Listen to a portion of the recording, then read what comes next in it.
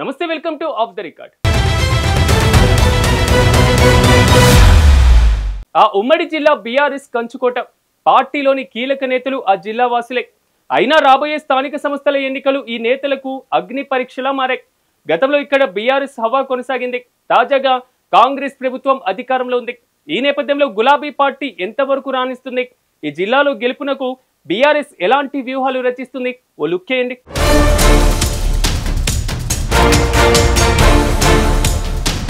మెదక్ జిల్లా తెలంగాణ ఉద్యమ పురిటిగడ్డ. అంతేకాదు బీఆర్ఎస్ పార్టీకి కంచుకోట.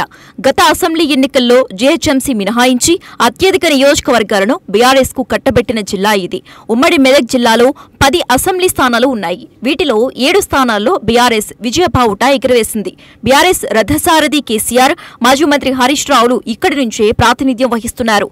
దీంతో అందరి దృష్టి ఈ జిల్లాపై పడింది. లోకల్ బాడీ ఎలక్షన్స్ ఆ పార్టీకి కీలకంగా మారనున్నాయి. మిగిలిన జిల్లాలతో పోలిస్తే ఇక్కడ బీఆర్ఎస్ కు గట్టి పట్టు ఉంది.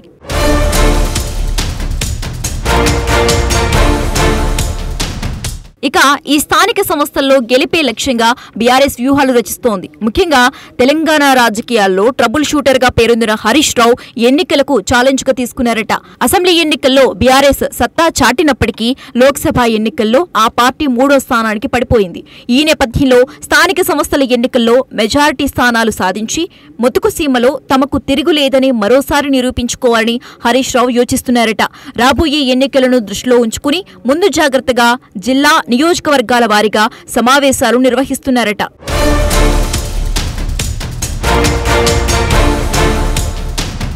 ఉమ్మడి మెదక్ జిల్లాలో ఆందోళన, నారాయణఖేడ్, మెదక్ స్థానాలు మినహా మిగిలిన 7 బీఆర్ఎస్ జయకేతనం ఎగురవేసింది. పార్టీ అధినేత కేసీఆర్ గజ్వేల్ నుంచి, హరీష్ రావు సిద్దిపేట నుంచి ప్రాతినిధ్యం వహిస్తున్నారు. ఉమ్మడి జిల్లా పరిధిలో 3 జిల్లా పరిషత్తులు ఉన్నాయి.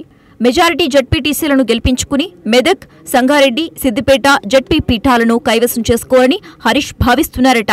ఇందుకోసం భారీగా కార్యకర్తలను పార్టీలో తీసుకుంటున్నారట హరీష్.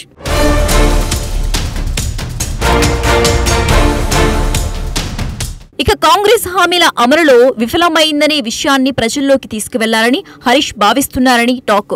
అదేవిధంగా యూరియా కొరత, రుణమాఫీ వంటి అంశాలపై ఆయా వర్గాల్లో చైతన్యం కల్పించాలని పార్టీ నేతలకు హరీష్ సూచించారట. అభ్యర్థుల ఎంపికలోనూ ఆచితూచి వ్యవహరించాలని హరీష్ దిశానిర్దేశం చేశారట. గెలుపు గుర్రాలకి టికెట్లు ఇవ్వాలని కూడా భావిస్తున్నారట హరీష్. కేసీఆర్ హయాంలో జరిగిన అభివృద్ధి, ఉమ్మడి జిల్లాలకు కాళేశ్వరం నీళ్లు అందించడం, సంక్షేమ పథకాలు వంటి అంశాలతో ముందుకెళ్లాలని కార్యకర్తలకు సూచించారట హరీష్.